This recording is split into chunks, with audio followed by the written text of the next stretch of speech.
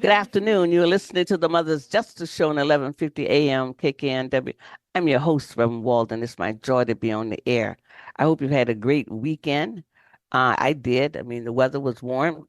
Actually, it was pretty warm this weekend. The days are changing the weather. That's how it is all over the country, I'm sure.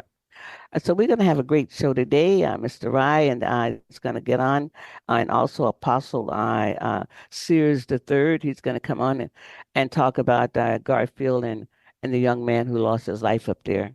And then at the other part of the show today, we're going to have Anwar Peace. He's from Spokane. He's going to be talking about some of the issues in Spokane.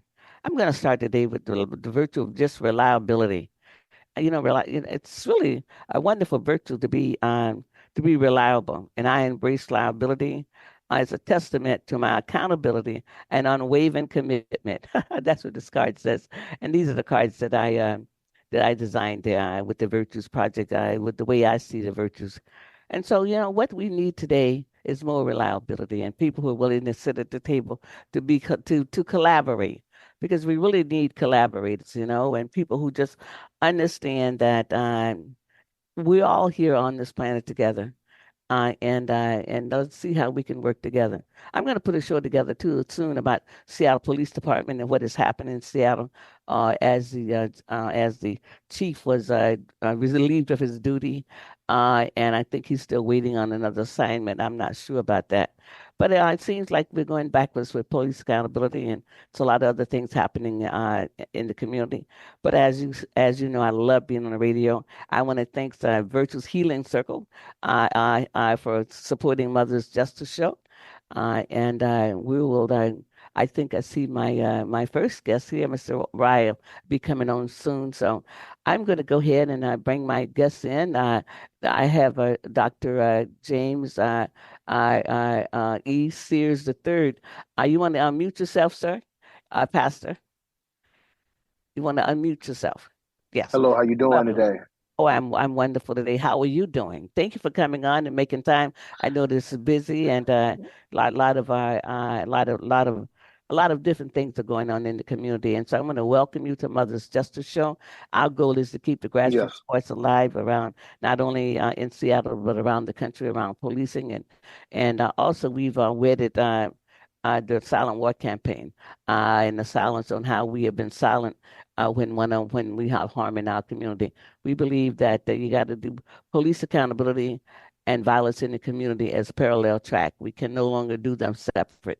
They have to be wedded together. So, but welcome. And so I want to thank you for coming. I want to give my condolence again to you for your church family, and also to you, and also for the family of the young man who lost his life. Mr. Rye is now joining us right now. So welcome again, Pastor. So yeah. Yeah, thank you for being here. Thank you.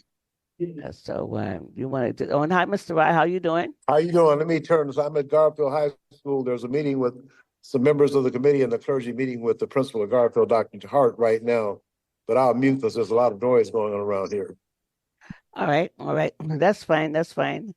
I well, that I Pastor. I see. Would you like to just go ahead and talk to us about the young man that lost his life and how your association with him and his family? You know. Yes, Lamar was a member of Grace Temple Church. I'm a senior pastor there, and I've known him and his family intimately over the last few years.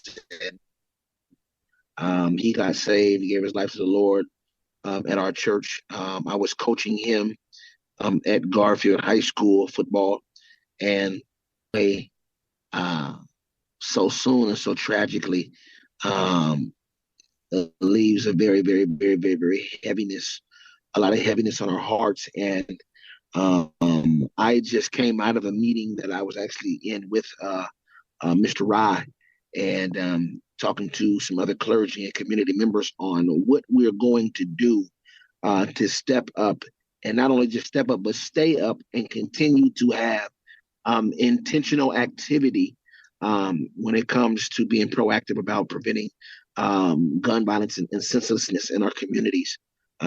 We're tired of it. Everybody's tired of it. We keep having these conversations about what we're going to do, but I honestly believe that this go around, this was and is going to be the catalyst that is going to propel us to not only devise a plan over the next coming weeks and months, but moving forward, so we can continue to carry out this posture and this process.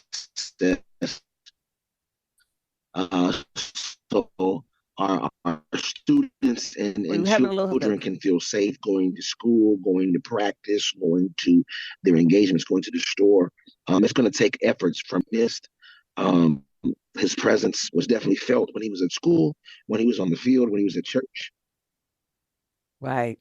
Well, this Uh, is just, it really is a tragedy. And like you said, that are we stepping up and, yes, and it's really time. I mean, mothers, and we started the Silent War campaign in 1999 when a friend of mine was murdered with it was her daughter, and her granddaughter. uh, and uh, yes. and uh, it was hard to get people to even want to talk about it.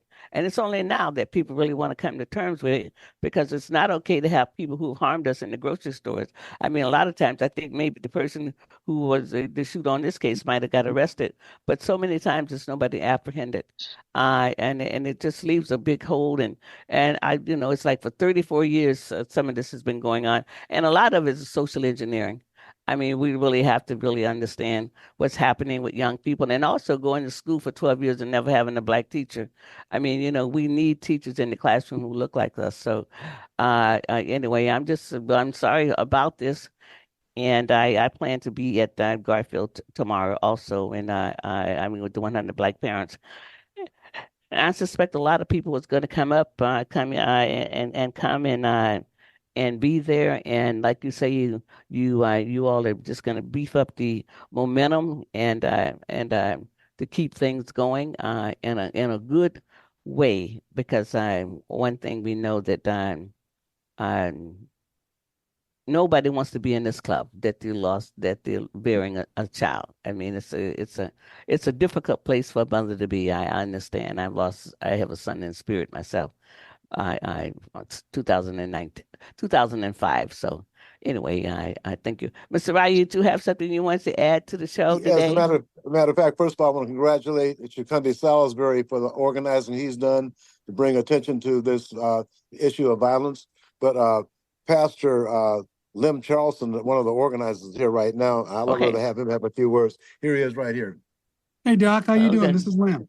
Oh yeah, how you doing? Here. How you doing, Pastor? Doing Yeah, radio. Come. yeah. Better than I deserve. We're just working through all of this. We're with the principal right now. We're working through Okay. some logistics. We're trying to Okay. work through what we need to do, what his expectations are, what the Right. narrative is, how the program is going to work. We're Okay. trying to get as much support as possible here for the staff and the teachers, and Right. definitely the students and the parents. Right, right. That's really what has to happen. I mean, because I saw where some people are pulling their kids out, and I don't blame them. I mean, really, because you want your kids to be safe. Yeah. And then so now I see for us, my generation, we don't know what it's like to go to school and not be safe. So anyway, I think this is really going to be a positive step in the right direction. I really do. Yeah. And if we So all put our heads together and do the best we can't help but have success on this one. that's right. I'll agree. I agree, and we need that. This family needs it, and all the other, the names of all the other victims. I mean, I've been in Seattle for since 1975, but doing this work for 34 years, and the victims. It's so many people that we know, that was murdered and have not had any resolution or no arrest in the cases either. So that's another piece of that. But my condolence for the community, because this is really a big event, and this young man knew a lot of people, and a lot of people knew his family. So yeah, yeah. All right, So Doc, thanks. I got to get back into the meeting with the principal, but all right. Well, thank you. we're So praying thank for you. you guys, and let Apostle James know we're praying for him as well. All righty. Thank you so Sure. much there. Yeah. Okay, thank you, Reverend Harry. We sure appreciate you getting the word out, and appreciate Chikunde for his organizing skills and his Oh yeah. commitment to justice. So that's I know where he got it from too. Well, I just tried to do the best I could. Well, you did well. I must All say right. you did very well. Well, thank you so much, and I look forward to seeing you tomorrow. Okay, Yeah, thank you, Mary. you're Okay, welcome. bye bye. So, all right. Apostle, how long have you been at the church there? I mean, how long have you been the senior pastor at the Temple church that you a pastor at? Yeah, Grace Temple Grace was Temple. founded and started. Yeah, it was started in 2016. Oh, okay. Uh, the founding pastor then. So, um, and we are going into our ninth year, Oh, and wonderful. it has been quite the journey. And I'm humbled, again to be able to serve God and His people in this capacity. Oh, yes. And we share a building with Shiloh Oh, I Missionary thought Baptist so. Church. I thought so. Yeah, I used to go up there sometime with the late Berlin Jones when she was a Yeah, member there. Yeah, she passed away a few yes, years ago. Yeah. Mm. yes. And so we have church at 3 p.m. here. God is good, and like I said, I'm grateful that our church was established because that was a place where Amar and his family was able to receive Christ And it's a nice and building, be and able to, um, move right. forward in a relationship with Jesus. Well, and that And so is. now we're doing the work, um, Mhm. getting, getting the nitty gritty, and Right. doing that. So, Right. um, That's it's good work, and that's the work that we have to do is to continue to bring light, love, and understanding to our young people, and understanding that number one, he was on the right track, but there's so many of the young people who have not been in church and not been around people who pray. I mean, because prayer is essential to this life and to this way of life, is that prayer is essential, and a lot of people yeah, have not been able to teach their children about prayer. yes, and that's one thing I want to fight to get back in schools to make it a priority to have prayer, because I do believe that can and will cause a change. That can and will cause um, an impact for people to have more respect and reverence, of the priority of prayer. Well, you I know what? believe that. I was raised in segregation, and we were praying in school then, and they were lynching us. So, I mean, so Ah, I would say, I mean, because we can always pray. We need to teach our children that they can pray silently all the time. I mean, because if they walk with yeah, God, then that's what you're talking about. It's how do you create an atmosphere so they can walk with God, so they know wherever they are, God is, and that's what you're talking about. I understand that. I said, but I've been on the other yes, side of prayer in the school because I graduated in 1963. Prayer was still in the school when I graduated. See, mm, oh yeah, and things wasn't, I mean, it was a different time. But I taught my children to pray all the time because you can pray silently. Because whenever they are, I taught them wherever they are, God is with them, you know, mm, walking with that. So I just really appreciate you coming on. I look forward to meeting yes, you again to see you in person tomorrow. yes, And then yes, if you have any other parting words or anything else you might want to say, any words of encouragement for any young people that might be listening. yes, yes. We have a unity walk on Thursday at 6 p.m. That'll be at Jimi Hendrix Park. And we're going to be walking from Jimi Hendrix Park to Garfield, showing a sign of unity. And my encouragement is that um, I believe this is the beginning. I am a millennial. I'm a part of the millennial generation. I was born in 92.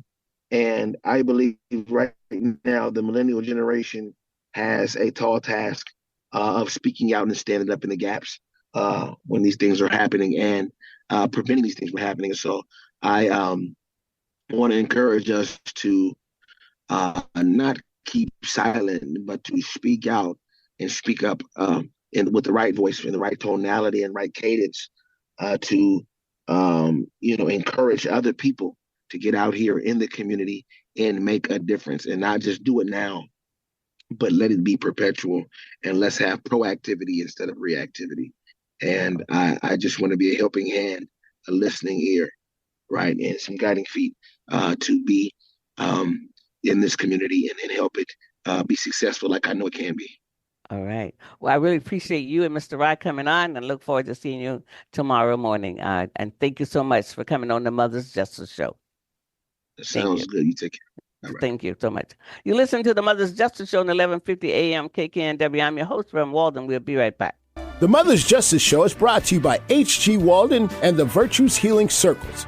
Join us for Wisdom and Wellness with Reverend Walden, a monthly virtual and in-person healing circle that focuses on community healing and growth. Learn more at virtueshealing.com. That's virtueshealing.com. Also, be sure to join our healing group on Facebook. Again, visit us at virtueshealing.com today. Start your Wednesday mornings off with a dose of courage. I'm Suzanne Weller. I'm hosting a new show called The Courage Effect.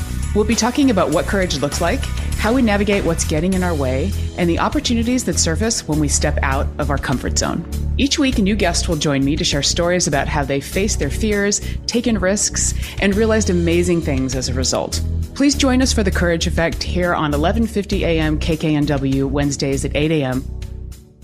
Going our own way every day. Alternative Talk 1150. Good afternoon. You're listening to the Mother's Justice Show on 1150 AM KKNW. I'm your host, Reverend Walden. It's my joy to be on there. And I love that song by Marvin Gaye. I discovered it late.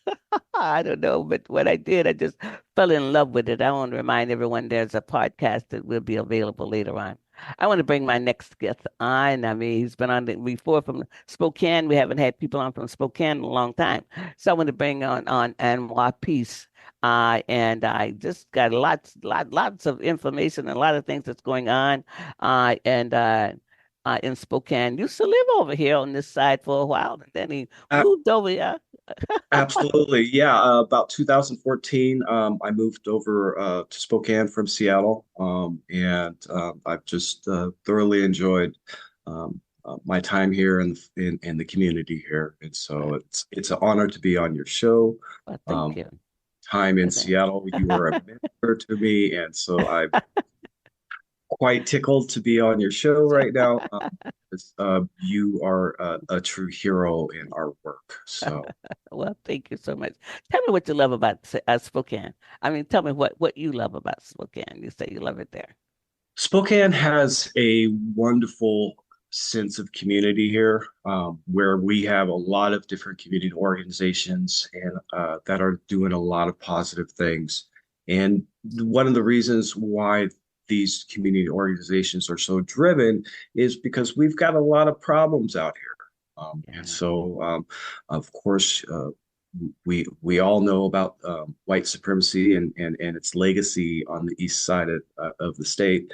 And so a lot of these community groups have sprung up to try to combat those issues, as well as dealing with the issues of our police force here. Right. Right. Well, I mean, I've been involved with the Peace and Justice League over there before.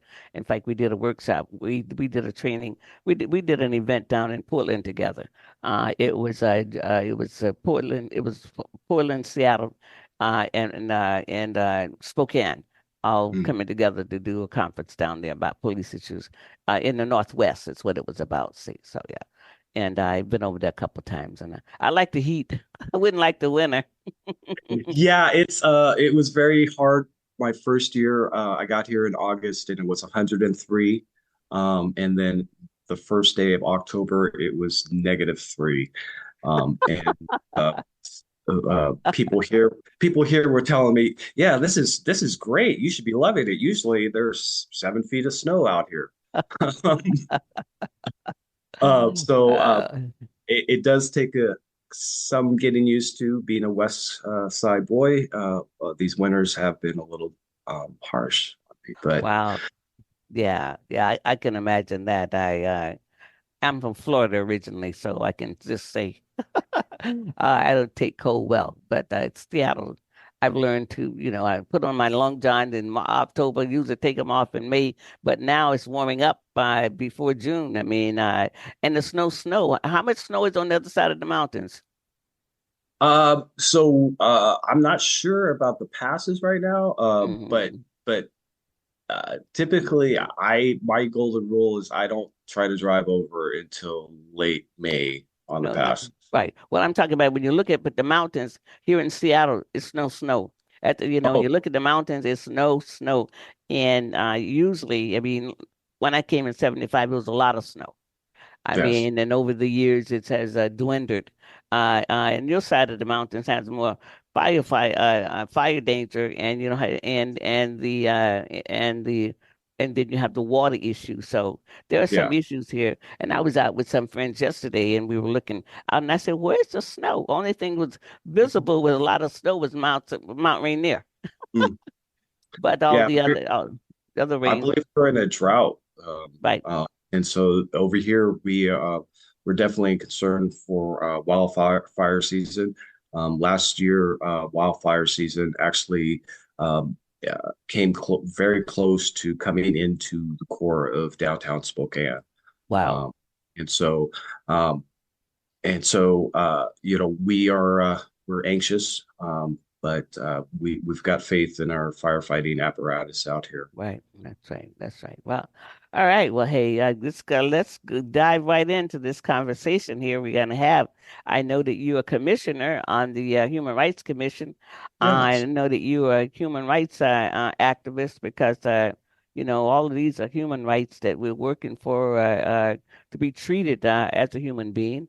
And I think you're involved with police issues and standing and working for justice in a system that seems to never want to give an inch, and we absolutely, pay them. I mean, it's like they get paid by the public, absolutely. So So I'm over here. I am the chair of the City of Spokane Human Rights Commission, and so I was appointed by the mayor and confirmed by the city council. They are 9 volunteer commissioners that serve as Human Rights Commission, and we even have a youth commissioner okay, that's in high school that's serves with us. And so our focus is to give advice to city council on matters dealing with human rights and civil rights. And so recently, a few years ago, our commission helped create the new city office of the Office of Civil Rights, Equity, and Inclusion.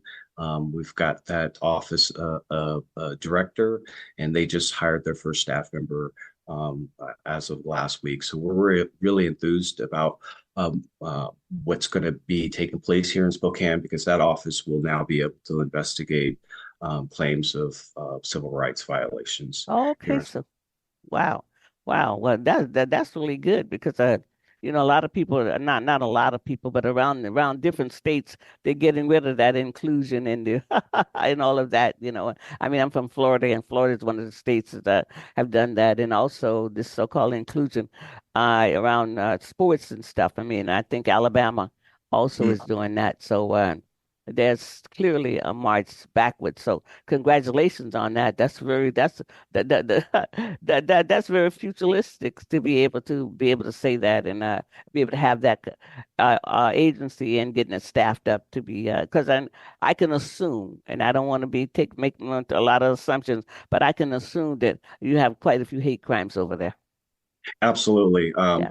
We just had a couple hate crimes that took place. We've got a rainbow crosswalk, actually 2 rainbow painted crosswalks. One is in the middle of downtown. The other one is right next to the Youth Pride Center. And so last year, there was a series of vandalisms that took place on those crosswalks and also on that youth center as well.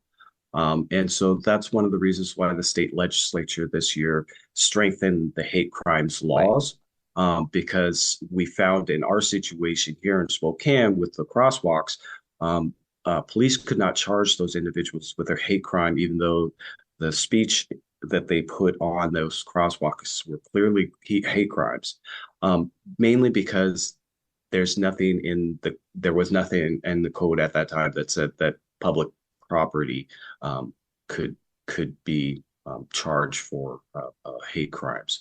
if Wow. you vandalized it. And so now that has been changed. And actually, here in Spokane, we're looking forward to a pilot program that the Attorney General's office is creating, and going to be working with the Human Rights Commission, the Office of Civil Rights, and the county's Human Rights Task Force on a hate crimes hotline here. Oh, And wonderful. so I'm really looking forward to that as well. So there, like I said, there's a lot of wonderful things that are taking place here in Spokane, and so I'm so proud of this community. But one of what we've got some serious issues going on here, and one of those issues is dealing with our police department, and unfortunately, the new Office of Civil Rights, Equity, and Inclusion does not have the authority to deal with civil rights issues dealing with our Right. police department. So um, I just want to let your listeners know we've got an epidemic here of police shootings. So far this year, we've had, I believe, six, and two other deaths have occurred due to police pursuits. And so we are now ranked the second deadliest police force in the nation, according Wow. to mapping mappingpoliceviolence.org, which is a Stanford University data collection agency. And so we've got a real problem here.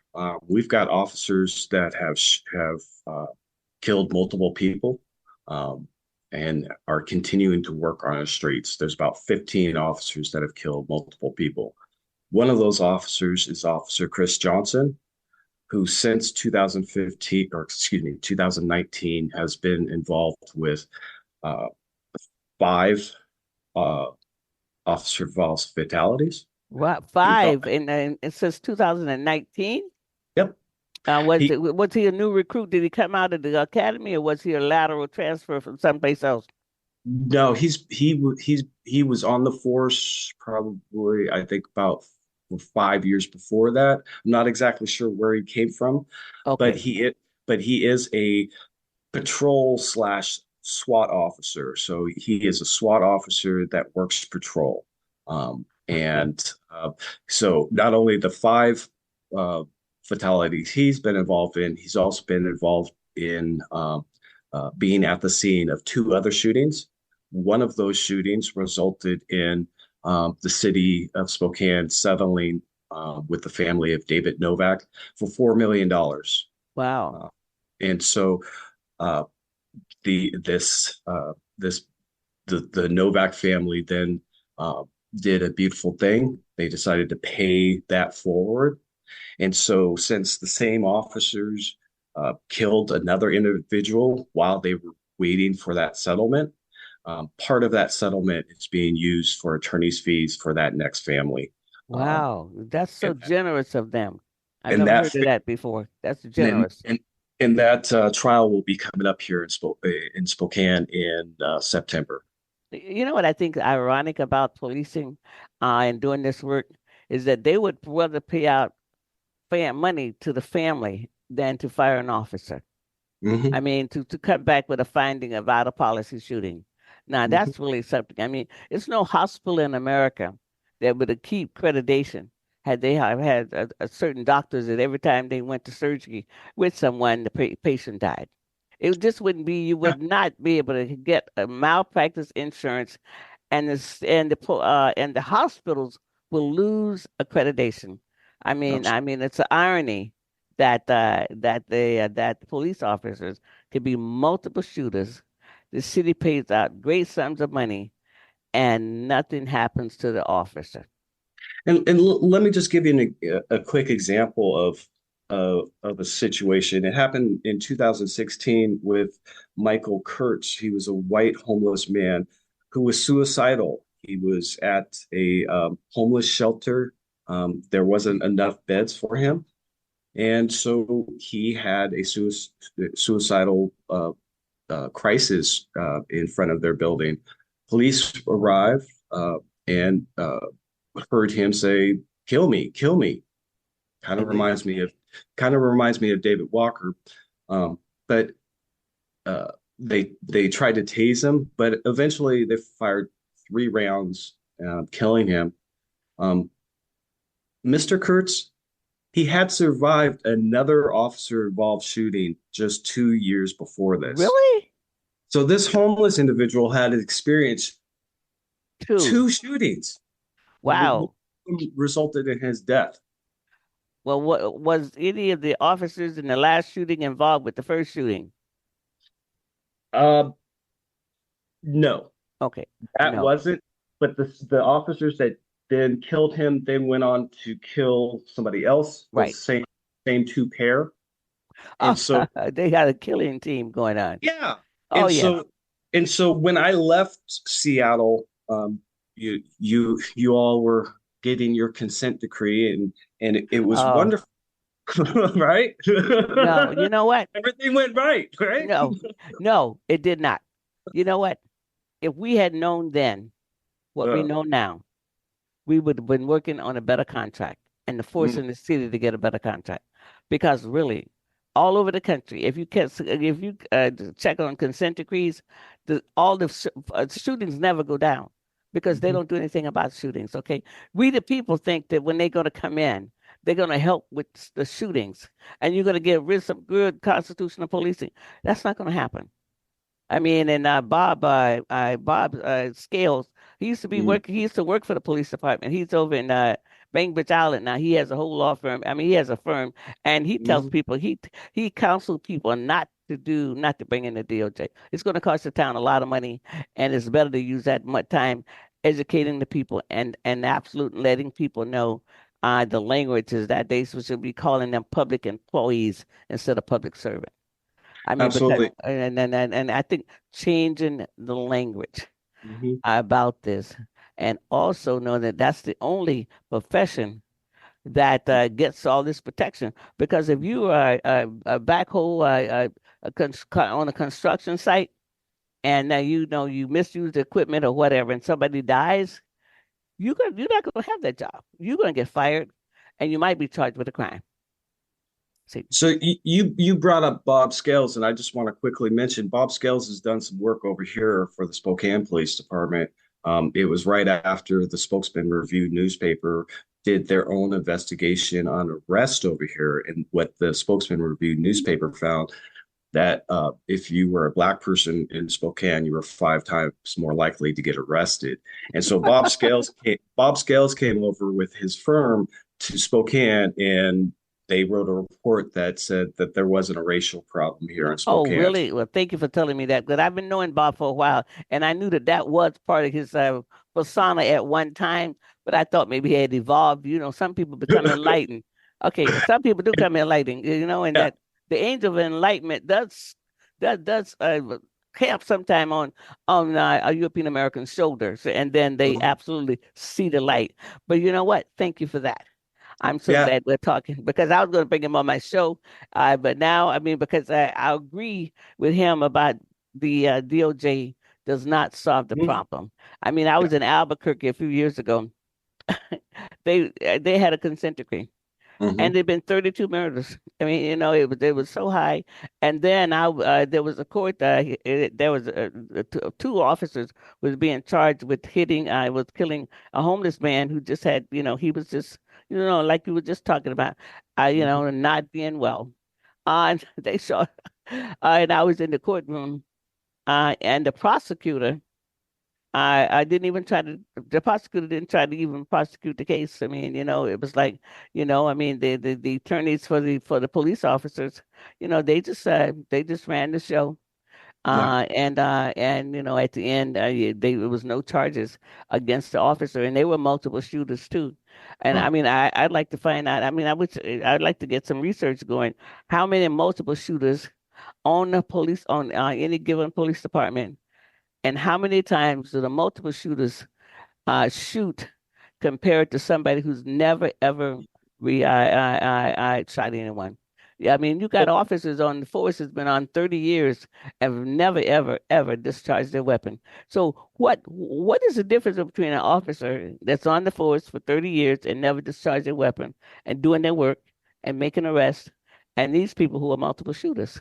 I mean, there's something diabolically wrong in the Yeah. consciousness of this. See, Yeah, and national statistics, I believe, show that once an officer uses force, he will they're more likely to use to use it force again, and that's again. why.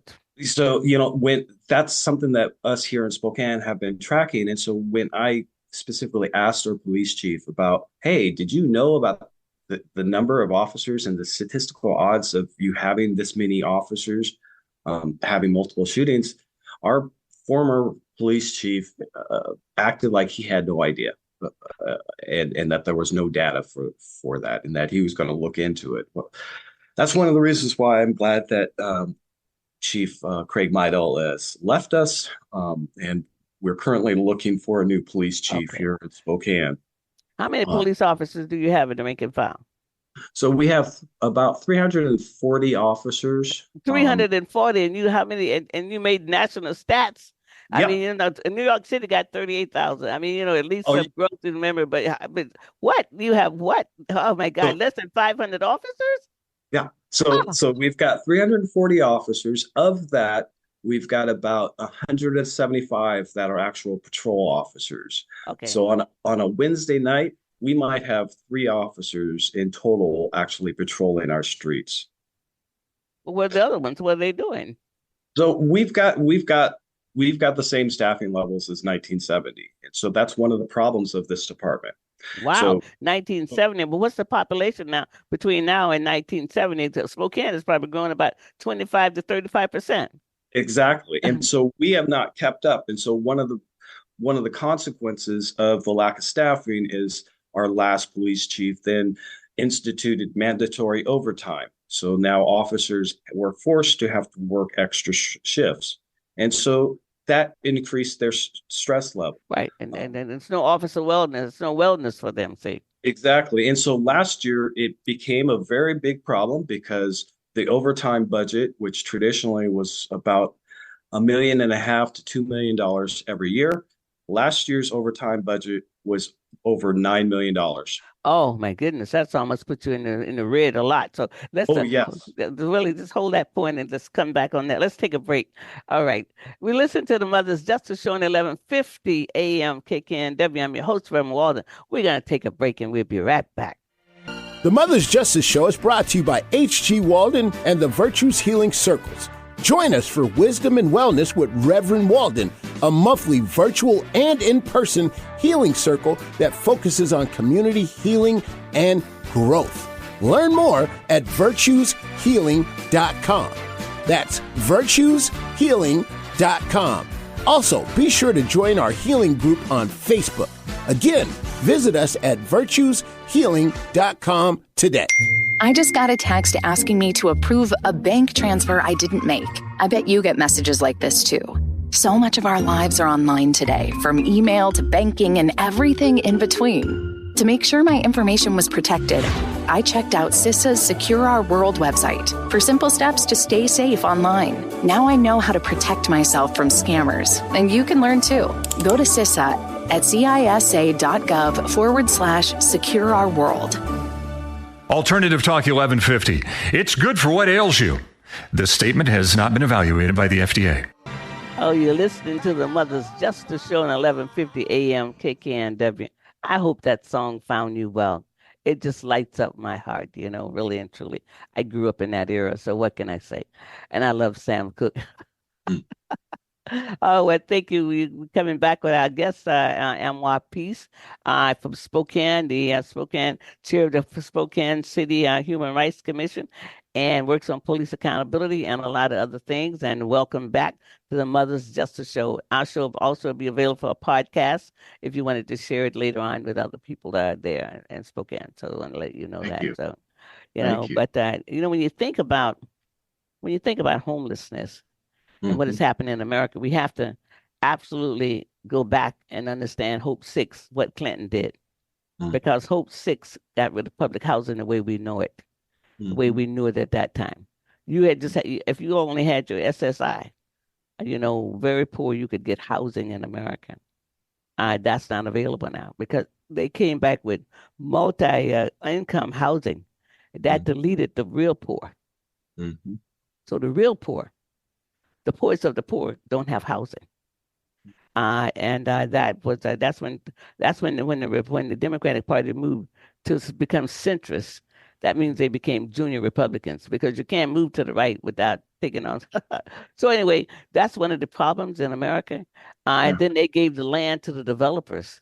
You Yeah. know, all the developers. I mean, they got land. They got the land the people had paid for in their taxes with HUD because they had the Department of Housing, and that's gone now. And sometimes, since we're not students of history, we don't understand why the burden has been shifted to the state and to the county and to the cities when the government had that burden at one time. Yeah. See, and that's that's a big switch, and that adds to more police brutality. I think it was something a video the other day.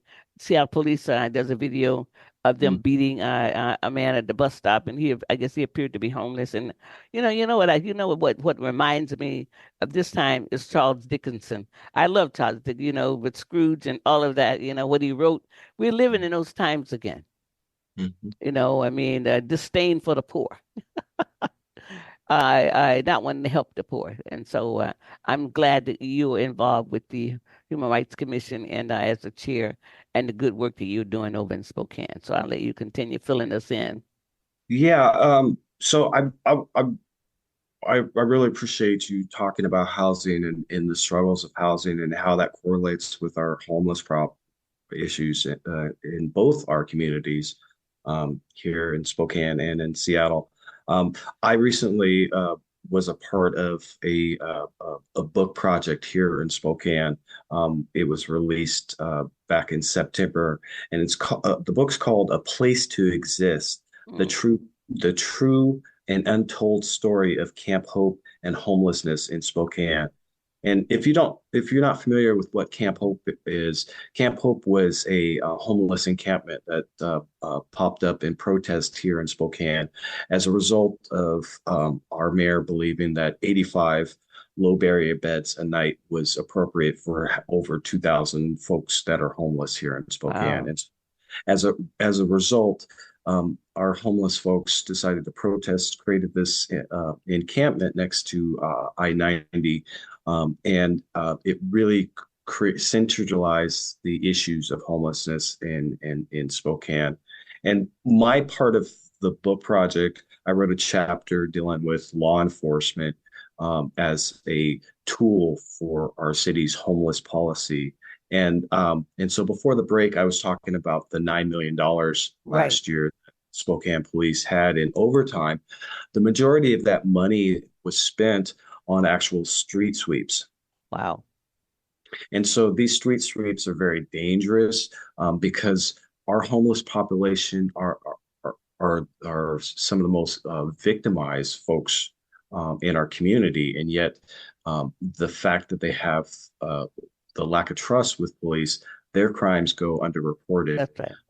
At a dramatic cost. And so one of the reasons why we're in the current police chief search is the fact that our new mayor has decided to deal with homelessness in a more compassionate Okay. way.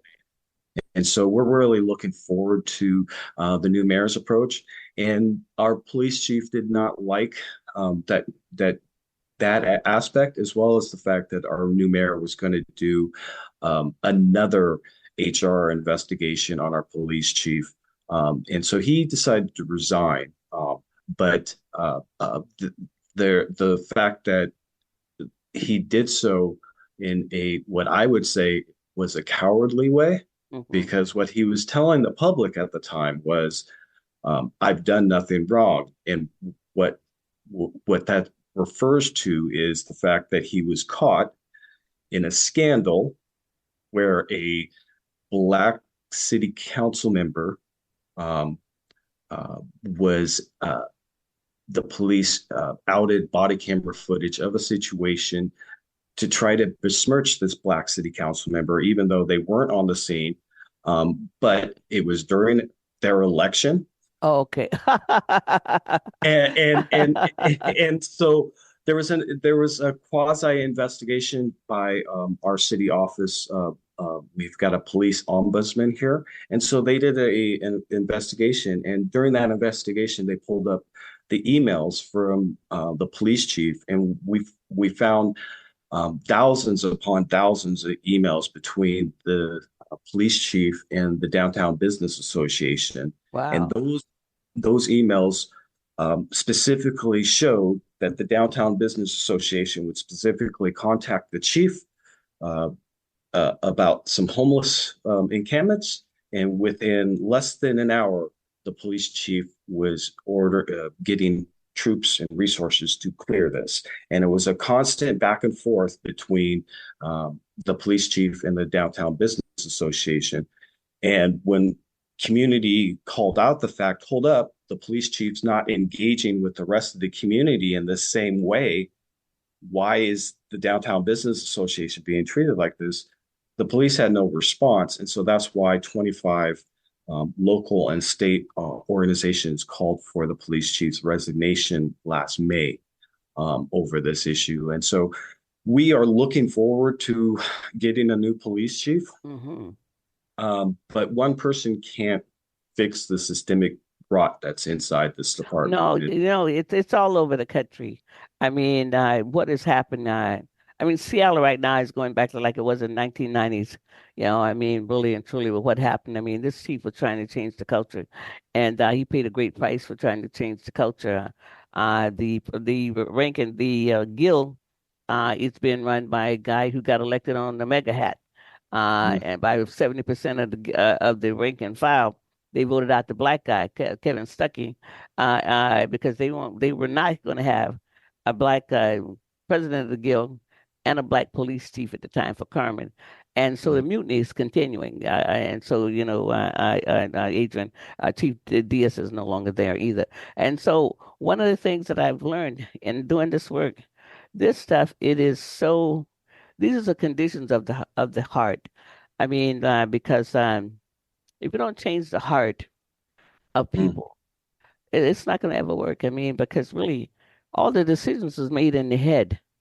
Yeah. It takes an open heart to change the world.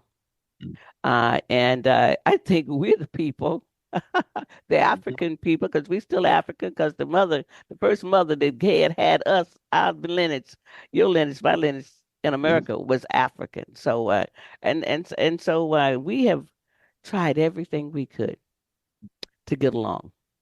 And it just, our best just doesn't seem to be good enough. It's like, what else can we give? We've given. And it's a consciousness. And I think a couple of things that we have to look at the language, and also how can a dominant gene like you and I ever be inferior? I think we have accepted things about us that wasn't true. And Marcus Garvey said you have to hit back propaganda. He said if you don't hit propaganda back, and he says propaganda goes down in history as the truth. And everywhere you look, I mean, we're being called. And so I only use the word European now. I don't use the word white, because it's a made up term. When you go to Europe, you're an Italian. I mean, so I only use the word Europeans or Caucasians. I moved on from that, because that makes people think that they have more power. And then they begin to act that way. So it's a dynamics, and but it's a deadly dynamics. If you got one guy that's had that many in policy shootings, I mean, it's like, man, I wonder how he sleeps at night. Yeah. Because there is a higher power, because it's like when they go to war, they pray, for the soldiers and give them absolution. So I guess it's the same thing you do for the police officers. Even though they kill people, they go and get absolution that like it didn't happen. See, And one of the issues here in Spokane is we have spent a lot of money on policing. Besides their regular budget that they get, the city council over the past 5 years has gone about doing special ordinances. So they get money during the regular year on top of their budget. And so really, well, what about the other city employees? Do they get money during the year? No. Oh, So when the police reform laws kicked in and they couldn't have their beanbag guns, they demanded that the city council spend $125,000 on getting pepper ball guns. And they specifically laid out a case of a, we need these kind of weapons for instances where we've got a person downtown with a box cutter and we don't want to use our firearms. We need to use the beanbag rounds, and since the legislature took those, we need these pepper ball guns. So great story, right? Right. City council gave them the pepper ball guns. Well, guess what? One of our first series of shootings this year involved that same situation of a suicidal man downtown in the middle of daytime with a box cutter. And you know what? Nobody pulled out a ballistic shield. Nobody pulled out the pepper ball guns. Nobody pulled out the less than lethal. What they did have was the AR-15s. Wow. Wow. Gee whiz. So we've got a serious problem with getting them these tools and the fact that they're not even using them. Won't use it. Wow. Wow. And that's where the citizens have to get involved. I just think that the citizens are going to have to get more involved, and sometimes they involved when it's a shooting, an officer involved shooting. But after that, they go home and then but they're not involved with the laws and the policies and those kind of things. So we got just about another minute. So what would you like to just say to the listening audience and to your friends in Seattle? I would just say, please send your prayers and love to impacted families. I am not against police, but I support impacted families. I do too. Yeah, Mothers does too. We support them. And we need to put our love and our arms around impacted families, because what we see on a millisecond on a TV screen, they deal with for the rest of their lives. That's true. So honoring impacted families, I would ask everyone to do so. Okay. All right. Well, I really thank you for being the guest on Mother's Justice Show. And I look forward to coming over to Spokane and maybe doing some healing circles and getting in touch with you and all of that. So I'll send you some information. Thank you so much. I'm so glad to see you. And I'm so glad you're doing well. Couldn't happen to a nicer person. Thank you. Thank you. Have a good day. Everybody, thank you. You listen to the Mother's Justice Show on 1150 AM KKNW. I'm your host, Reverend Walden. And guess what? I'll be back next week. Take care. Have a great week. Enjoy the weather, whatever it is, enjoy it. Thank you.